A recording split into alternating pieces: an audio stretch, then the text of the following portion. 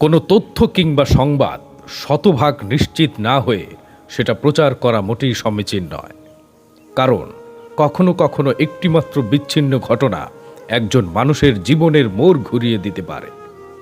কখনো কখনো একটিমাত্র ঘটনা একজন মানুষকে সফলতার উন্নত শিখরে পৌঁছে দেয়, আবার কখনো কখনো একদম সফলতার দ্বার প্রান্ত থেকে একদম নিচে নামিয়ে দেয়।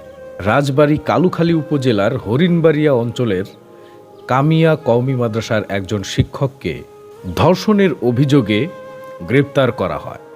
ঠিক তার পরের দিন মিথ্যা প্রমাণিত হয়। কিন্তু ধর্ষণের দায়ে যখন তাকে গ্রেপ্তার করা হলো, সেই সংবাদ প্রত্যেকটা মিডিয়ায় ঢালাওভাবে প্রচার করতে থাকে। কে কার আগে প্রচার করতে পারে সেটা নিয়ে প্রতিযোগিতা শুরু হয়ে যায়। কিন্তু যখন সে নির্দোষ প্রমাণিত হলো, সেই নির্দোষ হওয়ার সংবাদটি আজও পর্যন্ত আমি কোনো মিডিয়ায় প্রচার করতে দেখলাম না।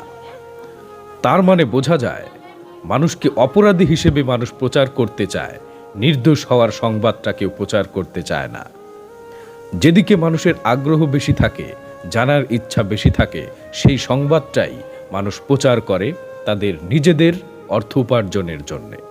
কিন্তু যেই সংবাদ প্রচার করলে মানুষের উপকার হয়, মানুষের সম্মান রক্ষা হয়, সেই সংবাদ প্রচার করতে চায় না বর্তমানের মিডিয়াগুলো। যেইভাবে তাকে ধর্ষণের অভিযোগের খবরটা প্রচার করা হলো, সেইভাবে কি তার নির্দোষ হওয়ার সংবাদটা প্রচার করা উচিত ছিল না? এই ঘটনা তার ব্যক্তি জীবনে কি কোনো ধরনের প্রভাব ফেলবে না? আপনি কি মনে করেন? এই একটি মাত্র ঘটনা ওই ব্যক্তির জীবনে কত বড় ধরনের একটি আঘাত হানতে পারে আপনি চিন্তা করতে পারেন? ভবিষ্যতে যখনই আপনি এই মানুষটাকে দেখবেন, তখন আপনার এই ঘটনার কথা স্মরণ হয়ে যাবে। যদিও তিনি এখন নির্দোষ প্রমাণিত হয়েছে, কিন্তু ভবিষ্যতে এই মানুষটা সবার সামনে বুক ফুলিয়ে মাথা উঁচু করে চলতে পারবে না। তার লজ্জায়, চক্ষু লজ্জায় তার মাথাটা অবনমিত হয়ে যাবে।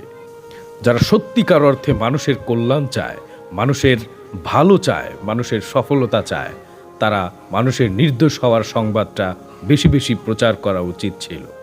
আমি ধিক্কার জানাই সেই সব মিডিয়াকে যারা ধর্ষক হওয়ার খবরটা প্রচার করে, অথচ নির্দোষ হওয়ার পর তার সংবাদটা প্রচার না করে তারা মুখে কুলুপ এঁটে বসে থাকে।